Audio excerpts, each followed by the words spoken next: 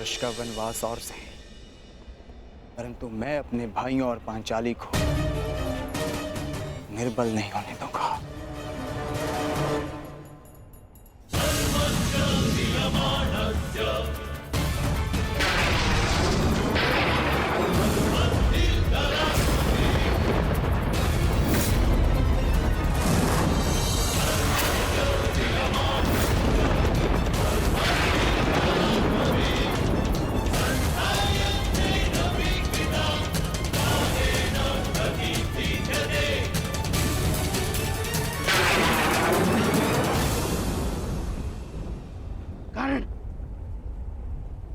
अपने मित्र युवराज दुर्योधन को दिया वचन स्मरण करो। प्रयोग करो वैष्णवास्त्र का, प्रयोग करो।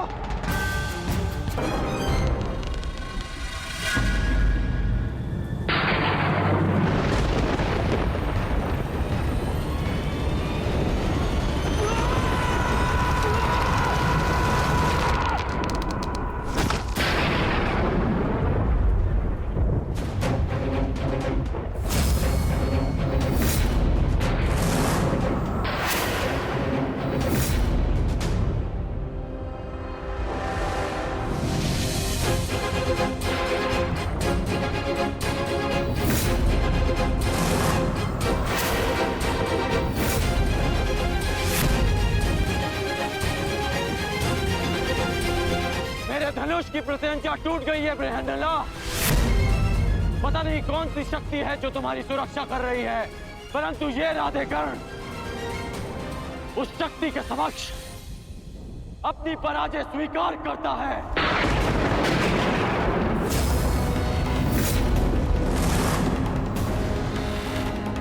क्षमा कीजिएगा युवराज, परंतु मैंने आपको अपना दिया वचन और हस्तिनापुर के लिए अपना उत्तरदायित्व पूर्ण करने का प्रयास किया, परंतु प्रारब्ध ने मेरा साथ नहीं दिया।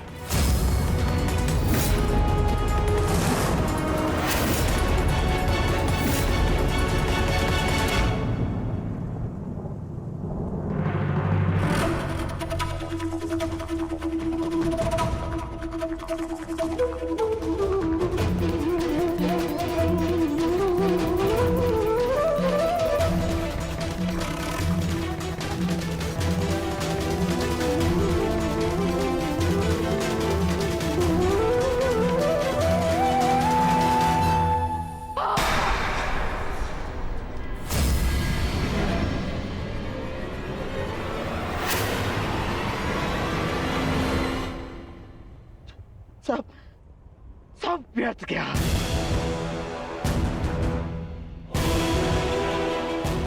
इतना परिश्रम, इतनी योजना, सब व्यर्थ गया। सब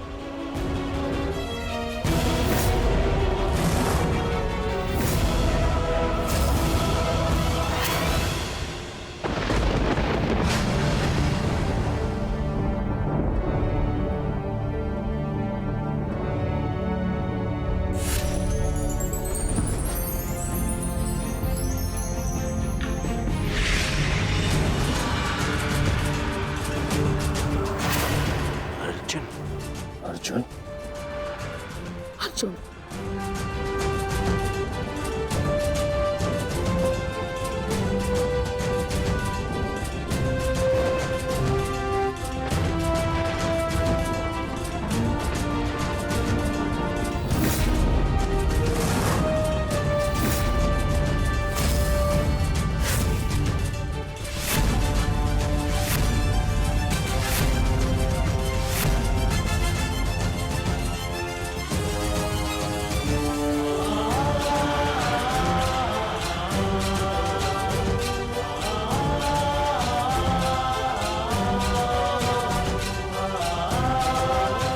अज्ञातवास पूर्ण हुआ ज्येष्ठ।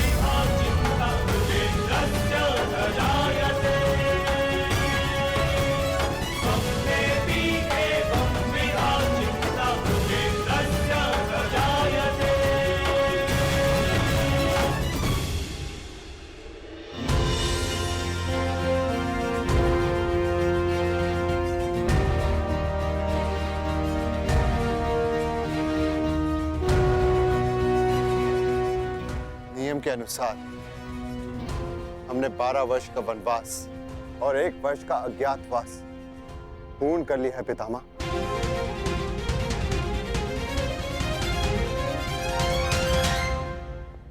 आपसे ये आशा नहीं थी धर्मराज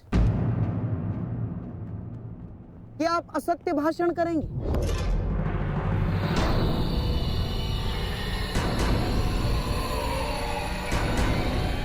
कैसा असत्य? ज्येष्ठ भ्राता श्री ठीक कह रहे हैं। हमारा अज्ञातवास पूर्ण हो चुका है। नहीं प्रिय अर्जुन, सभी नियमों का पालन नहीं हुआ है।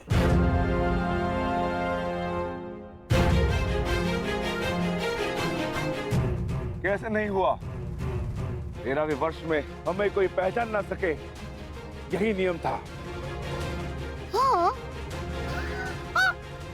और इस नियम को समझने के लिए तुम लोगों के पास पुनः 13 वर्ष का समय होगा भीम, है ना दुर्योधन? समझाओ इसे। हाँ मामाश्री, क्योंकि नियम अनुसार पहचाने जाने पर असत्य बोलना भी नियम भंग करना होता है, और असत्य बोलकर तुमने नियम भंग किया।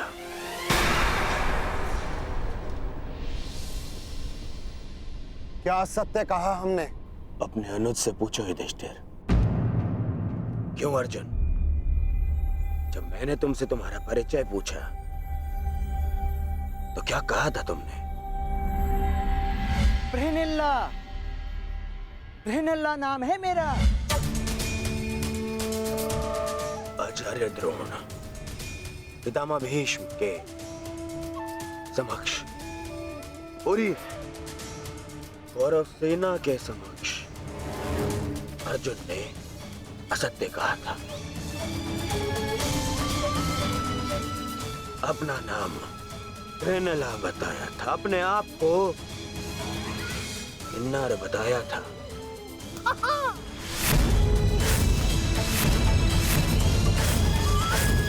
क्यों अर्जुन, क्या ये असत्य नहीं था?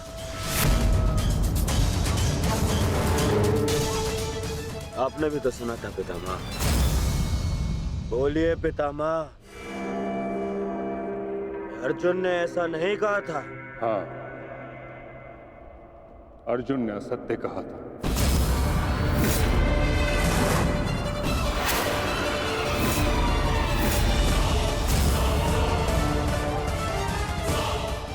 और अर्जुन ने अपना नाम बृहनला बताया था, और वो ही बृहनला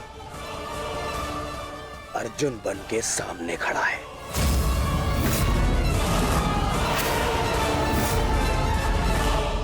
अर्थात अज्ञातवास भंग माना जाता है।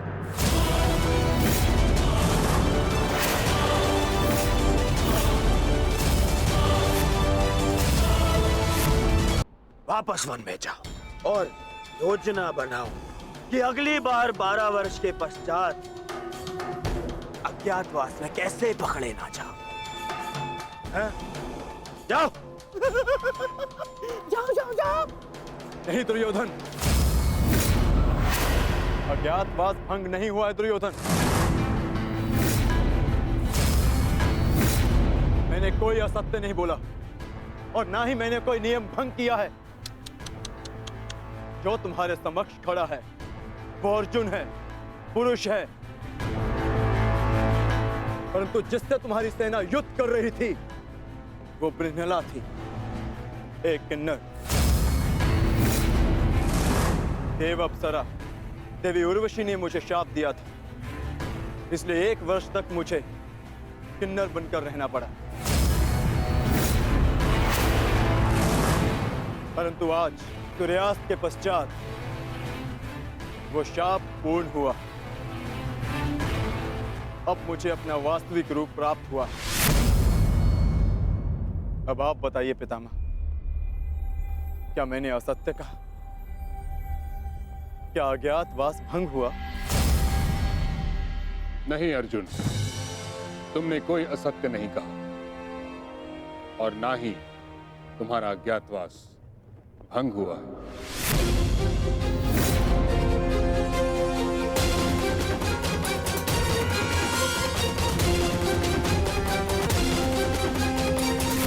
परंतु मैंने इसे पहचान लिया था पितामह। नहीं दुर्योधन, तुमने पहचाना नहीं था।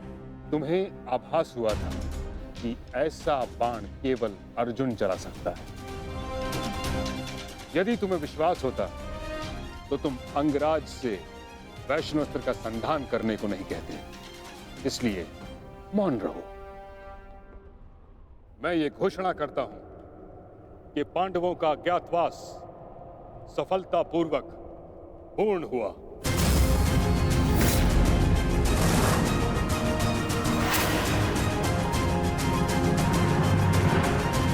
नहीं नहीं मानता मैं। नहीं इनका अज्ञातवास पूर्ण हुआ है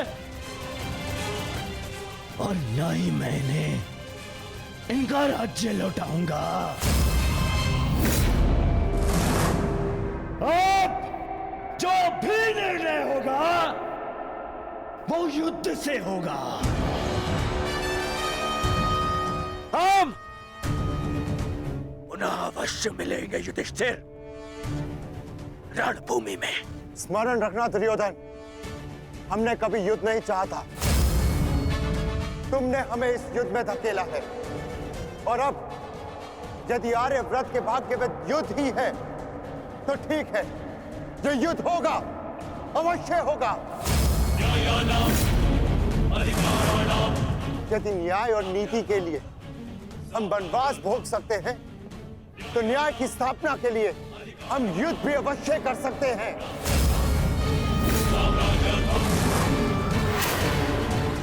उचित कहा तुमने धर्मराज। युद्ध होना निश्चित है जिसे कोई नहीं रोक सकता।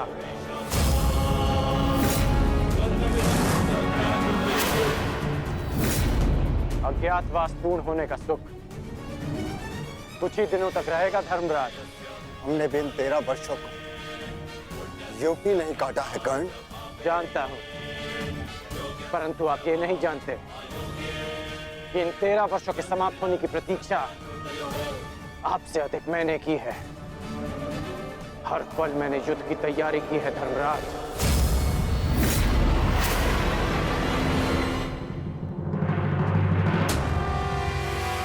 स्मरण रखना अर्जुन, अगली बार ना मेरी प्रत्यंचा टूटेगी और ना ही सूर्यास्त तुम्हें बचा पाएगा।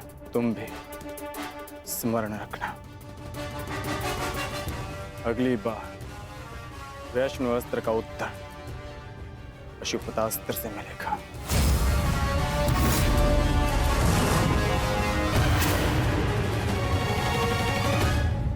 समझ में नहीं आता युधिष्ठिर, मैं किन शब्दों में आपका धन्यवाद करूं। आप पांचों ने ना केवल मेरी, मेरे परिवार की, अपितु मेरी प्रजा की भी रक्षा की है। आभार की आवश्यकता नहीं है महाराज, क्योंकि हम स्वयं आपके उपकारों के तले दबे हैं। यदि विराट नगर ने हमें शरण न दी होती तो हम फिर से 12 वर्ष का वनवास भोग रहे होते। सम्राट, समझ नहीं आता कि आपका ये ऋण कैसे चुकाऊंगा मैं। जीवन भर भी आपके चरणों में सेवा करूं, ये ऋण नहीं उतार पाऊंगा मैं।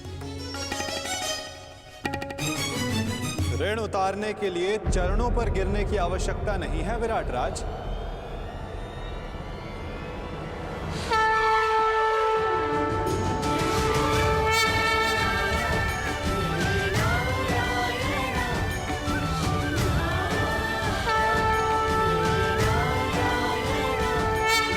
वासुदेव,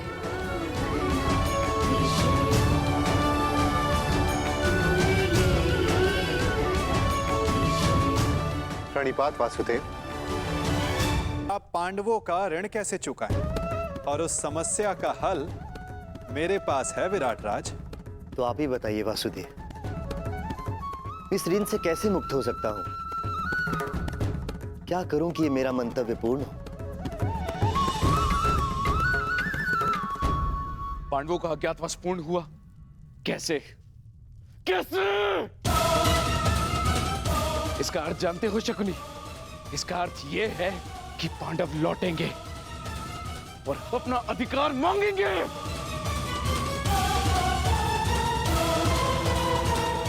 उनके मांगने से क्या होता है पिताश्री?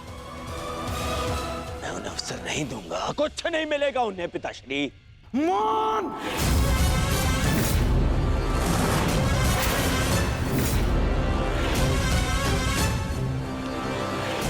मौन रहो दुर्योधन, मौन। हर बार राज्यसभा में बड़ी बड़ी बातें करते हो, वचन देते हो और हर बार मुंह की खाकर लौटते हो तुम। हस्तिनापुर से सेना ले जाते समय क्या कहा था तुमने? कि पांडवों का अज्ञातवास भंग करके लौटूंगा। और इस समय तुम मेरे समक्ष क्या सूचना लेकर आए हो? कि अकेले अर्जुन ने समस्त कुरु सेना को निरस्त्र कर दिया। एक ही स्वप्न देखा है ना तुमने, सम्राट बनने का। अरे अगर एक अर्जुन को ना संभाल सके तुम, तो ये हस्तिनापुर का साम्राज्य क्या संभालोगे?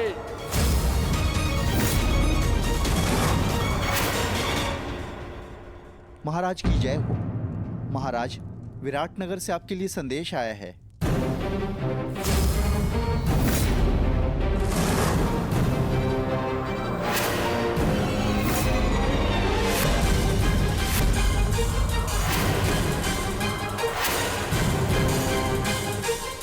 कृष्ण, विराटनगर से क्या संदेश आ सकता है? अवश्य उन पांडवों का ही संदेश होगा। युद्ध की चेतावनी भेजी होगी उन्होंने।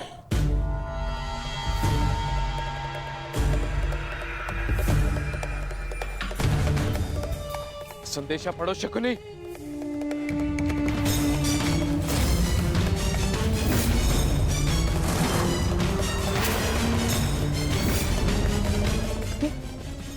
ये कैसे हो सकता है? क्या लिखा है इसमें मामाश्री? ये नहीं हो सकता दुर्योधन।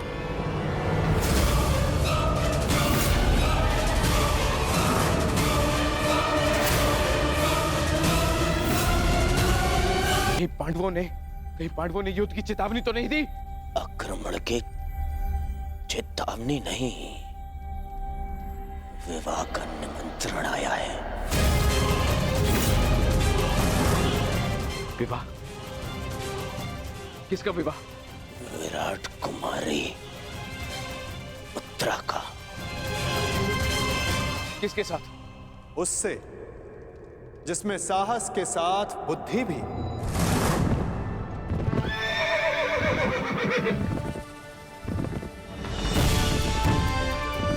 उसके हाथों में पर्वतों का बल है, जिसकी गति में पवन सा वेग है।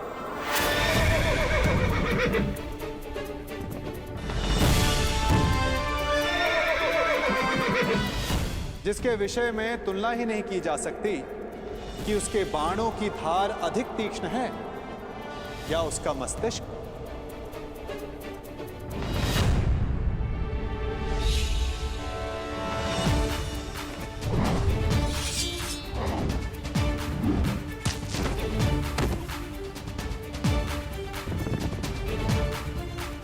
जो नर है, परंतु उसमें सिंह सी शक्ति, जिसे शत्रुओं को देखने के लिए नेत्रों की आवश्यकता नहीं।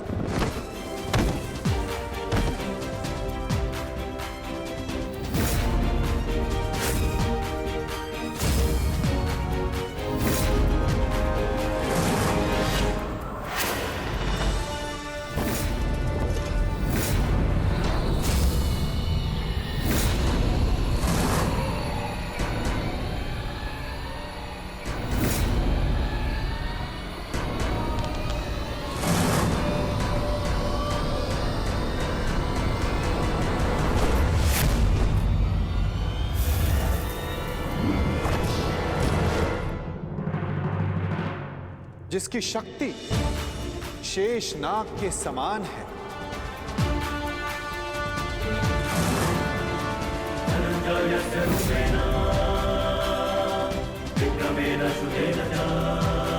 जिसके कौशल के समक्ष बड़े से बड़ा योद्धा झुक जाता है।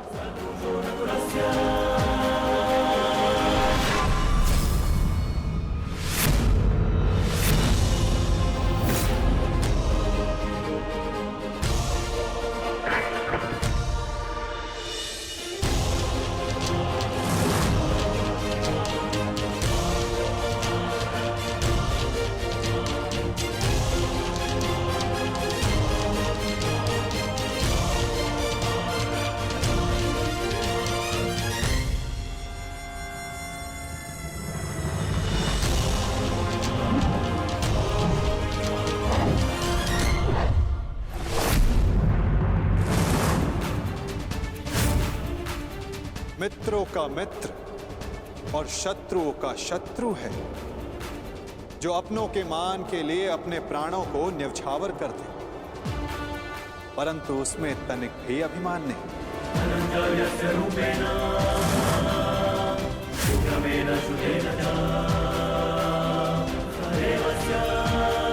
वो जिसे दाऊ और मैंने स्वयं शिक्षा दी, जो कुरुकुल का सूर्य है, वो है सुभद्रा और अर्जुन का पुत्र अभिमन्यु।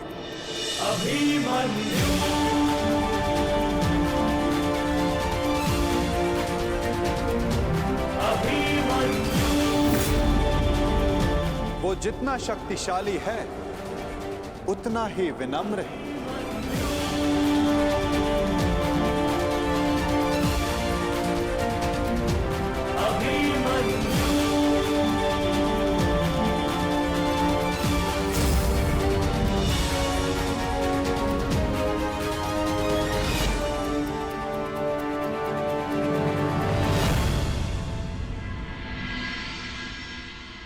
हे ईश्वर, इतना बड़ा सौभाग्य, महान धनुर्धर अर्जुन के पुत्र अभिमन्यु का विवाह मेरी पुत्री उत्तरा से। मैं धन्य हुआ वासुदेव। स्वप्न में भी नहीं सोचा था कि मैं महाशक्तिशाली पांडवों का समधी बनूंगा।